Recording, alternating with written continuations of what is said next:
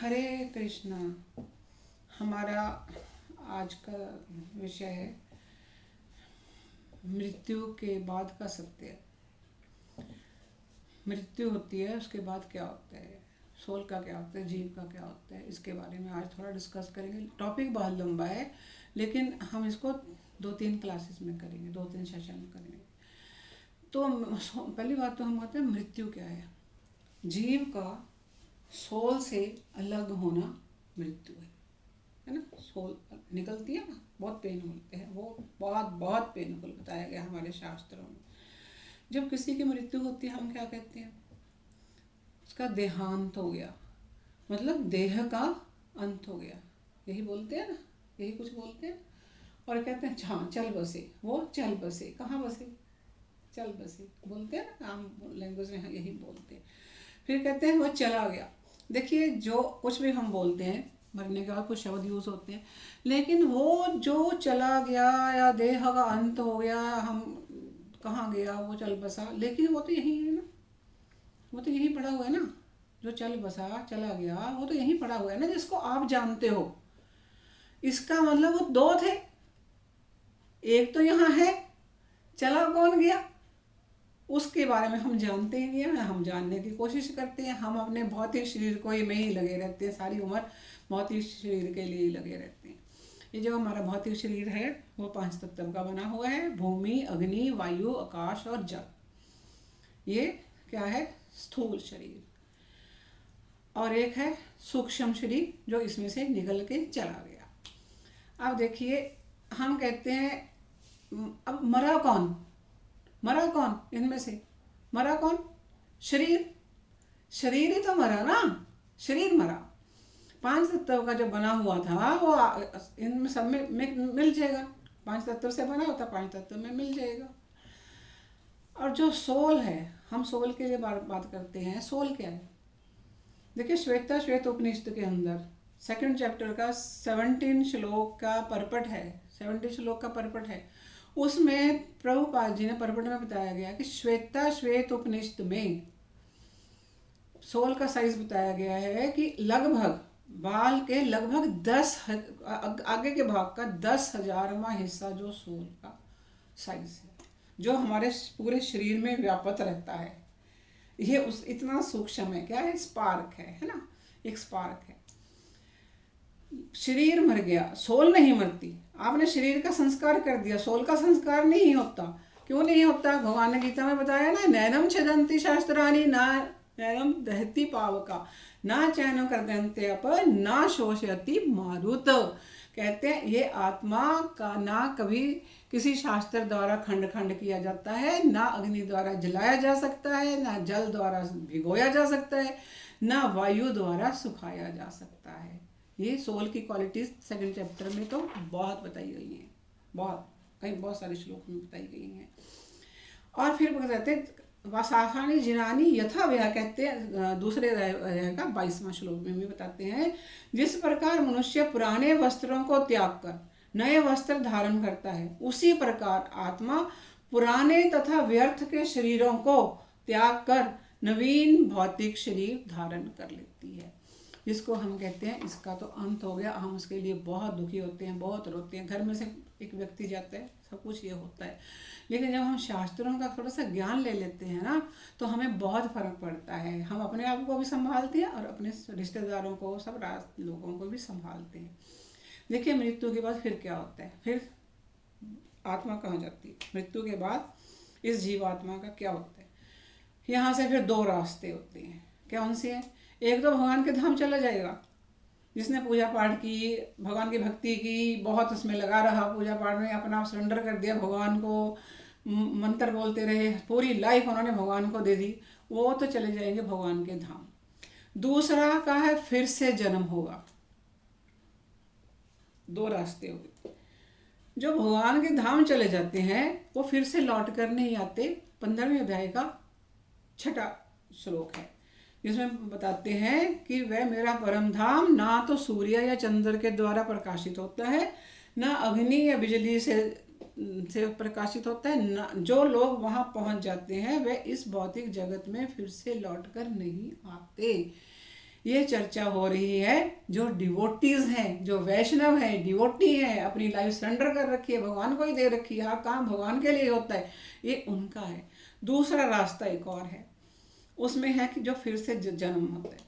उसमें क्या है, ब्रह्मा जी से लेकर 14 से 14 लोग जन्म मृत्यु चक्कर में लगे रहते हैं। इनमें जन्म मृत्यु का चक्कर चलता रहता है। ब्रह्मा जी का लोक से लेकर 14 के 14 जो हमारे लोग हैं, जन्म मृत्यु का चक्कर यहाँ पे चलता ही रहता है। देखिए, इसके बाद फिर हम देखते हैं कि क्या होता है। मृत्यु के बाद आत्मा को एक लिंग शरीर मिलता है। ये हमारे शास्त्रों में से है, ये हमारे शास्त्रों में से बताया गया है। शास्त्रों के नाम भी बताएंगे, हाँ, शास्त्रों में से एक अंगूठे के आकार का मिलता है। ये गरुड़ पुराण के अंदर भी है बहुत कुछ, तो भाषण में भागवतम के अंदर भी है, और कहीं उसमें भी है, मैं बताऊंगी। मृत्यु के बाद आत्मा को एक लिंग शरीर मिलता है। ये एक अंगूठे के आकार का होता है, इसे सबटल बॉडी कहते हैं। अब क्या होता है, 2 मुहूर्त, किसी की डेथ होगी, मृत्यु होगी, शव यहाँ पड़ा है, चाहे कहीं पे भी पड़ा है, शव पड़ा है, तो 2 मुहूर्त क्या है, 48 मिनट का एक मुहूर्त होता है। 2 मुहूर्त 96 मिनट के अंदर वो यमलोक जाती है। जब उसका फैसला होता है कि वह भगवान के धाम नहीं जा सकती, तो वहाँ यमराज जी के पास जो चित्रगुप्त हैं, जो डिसाइड करते हैं कि इस आत्मा को क्या मिलने वाला है। ये डिसाइड होता है मृत्यु के बाद 2 मुहूर्त में पहुंचती है। 2 मुहूर्त का मतलब 98 मिनट, यस। फिर इतने ही टाइम में वो वहां से वापस आ जाती है, जब उसका पता चल जाता है इस आत्मा का क्या होने वाला है। फिर वो लौटकर वहीं आ जाती है, वही 1 घंटा 36 मिनट उन्हें टाइम में फिर वापस आकर कहाँ आती है, उसी घर में आती है जहाँ इसकी मृत्यु हुई थी, उसी घर में आ जाती है। वहाँ फिर ये 10 दिन रहती है। फिर 12वें दिन पिंडदान वगैरह सब कुछ करके शुद्धि होती है। फिर उसके बाद उसका आगे का सफर शुरू होता है। और जो 10 दिन रहती है उसी घर में, उसमें रहती है 3 दिन तो वो जल में रहती है, 3 दिन अग्नि में रहती है, 3 दिन आकाश में रहती है, और 1 दिन वायु में रहती है। अब आप पूछेंगे 5वां तत्व तो इसमें आई नहीं, पृथ्वी तो आई ही नहीं, तो पृथ्वी की तो इसमें चर्चा नहीं हुई। पृथ्वी की इसलिए चर्चा नहीं हुई कि पृथ्वी में तो वो पहले रह चुकी, पहले वो पृथ्वी पर तो रही थी ना, पृथ्वी में वो रह चुकी, इसलिए ये 3 दिन ऐसे और 1 दिन वायु में रहती है। फिर 10 दिन के बाद जब उसके सारे संस्कार पिंडदान इत्यादि कर देते हो, तब उस आत्मा के लिए फिर 2 रास्ते हैं। कैसा है, जैसे कि फैसला हुआ था ना, एक तो भगवान के धाम चली गई, वो तो चली गई। दूसरा यह फैसला हुआ कि भगवान के धाम जाने का कोई चांस ही नहीं है। हर कोई इतनी पूजा पाठ नहीं करता, हर व्यक्ति इतना, जो करते हैं वो तो चले ही जाएंगे, हाँ, जो करते हैं तो वो तो चले ही जाएंगे, उसके लिए तो सोचने की बात ही नहीं, क्योंकि हर टाइम भगवान का ही ध्यान रहता है। अब वो जो नहीं करते हैं, जो नॉन डिवोटी हैं, उनके लिए बताया गया है कि उनका कोई चांस नहीं है जाने का। फिर क्या होता है, फिर उनको वेटिंग पीरियड मिलता है। वेटिंग पीरियड क्या है, पितरलोक। फिर वो पितरलोक में वेट करते हैं कि क्या उनका क्या होएगा। देखिए, एक बात मैं आपको बताती हूँ, वह सोल जब 10 दिन घर में रहती है ना, वो सब देख रही होती है कि ये को क्या हो रहा है, कोई उसका रिश्तेदार है, कोई भाई है, कोई बंधु है, बीवी है, बच्चे जो भी हैं, वो सब देख रही होती है। और जो उसका शव पड़ा होता है ना, उसमें घुसने की भी कोशिश करती है कि मैं इसमें घुस जाऊँ, मैं इसमें चली जाऊँ, लेकिन हो नहीं सकता, क्योंकि वो सेपरेट हो चुकी है, सोल उसमें से निकल चुकी है। वो जीव उसमें नहीं, वो जीव आत्मा उसके अंदर नहीं जा सकती।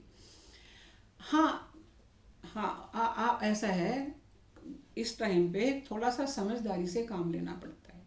समझदारी से ये है कि जैसे कई लोग बैठ जाते हैं, थोड़ी देर आंसू बहाए या कुछ भी रोए धोए, उसके बाद फिर वही बातें शुरू होगी, चाय पकौड़े आ गए, ये हो गया, वो हो गया। ये बहुत बहुत गलत बातें हैं। 10 दिन सोल आपके घर में होती है, आप लोग चौथे पे सारा कुछ करके ख़त्म कर देते हो। उस समय अगर शव पड़ा भी है तो आपको भगवत गीता का पाठ करना चाहिए। उसको सारी उम्र तो पता नहीं पढ़ी है कि नहीं भगवत गीता, या कुछ क्यों किया, इस समय उनको बताना चाहिए कि सबके लिए साथ ऐसी है, शरीर ऐसा ही है। क्योंकि भगवान ने गीता में मैंने बताया ना, मैंने नैनो छिदंती शास्त्रानी न दहती पावक। क्योंकि इसको तो कोई जला नहीं सकता, हवा सुखा नहीं सकती, कोई कुछ नहीं कर सकता, सोल को तो कोई कुछ नहीं कर सकता। इसलिए वो जो गई है, वो उसको ये होता है ना कि ये मेरा भाई है, ये मेरी बंधु है, उसको भी तकलीफ होती है ना, कि वो अपने शरीर में सोचती है कि मैं अभी घुसी जाऊँ, इसके अंदर नहीं जा सकती है। उस समय हमें समझदारी से काम लेना चाहिए, हमें भगवद गीता का पाठ करना चाहिए, हमें कीर्तन चला देना चाहिए। वहाँ पे रोने धोने की जगह छोड़ो, रोना धोना छोड़ो, कीर्तन चला देना चाहिए। ठीक है, दुख है, दुख का विलाप नहीं करना चाहिए, आंसू इतने नहीं बहाने चाहिए, बलगम निकलती है, वो उस जीवात्मा को लेनी पड़ती है, ग्रहण करनी पड़ती है। हाँ, दुख को दुख की तरह देख, आप दुख आंखों से भी प्रकट कर सकते हो और बातों से भी प्रकट कर सकते हो। ये कोई जरूरी तो नहीं हाँ रो उल्टियाँ आ रही हैं और सब उस सोल को भी लेना पड़ता है। इस संबंध में बहुत कुछ विलाप जो नहीं करने चाहिए, इस संबंध में चर्चा आई हुई है हमारे शास्त्रों में। स्कंद पुराण में कई शास्त्रों की चर्चा है, मैं उसके अध्याय वगैरह बता दूंगी। उसके 48 अध्याय का 42वां श्लोक है ब्रह्म सेतु खंड में, स्कंद पुराण का। उसमें इन कई ऐसे शास्त्र हैं जिनमें ये चर्चा आती है कि हमें ज़्यादा विलाप नहीं करना चाहिए, रोना नहीं चाहिए, लेकिन भगवान का नाम जरूर जरूर जरूर लेना चाहिए। इसलिए कीर्तन करना चाहिए, गीता जी का पाठ करना चाहिए, अपने दुख को आंखों के द्वारा प्रकट करना चाहिए। ठीक है, तो ये है हमारा आज का फर्स्ट स्टेप। इसके बारे में बहुत और बातें हैं, वो हम एक एक क्लास करके करेंगे। ठीक है, हरे कृष्ण कृष्ण कृष्ण हरे हरे, हरे राम राम राम हरे हरे, हरे कृष्ण।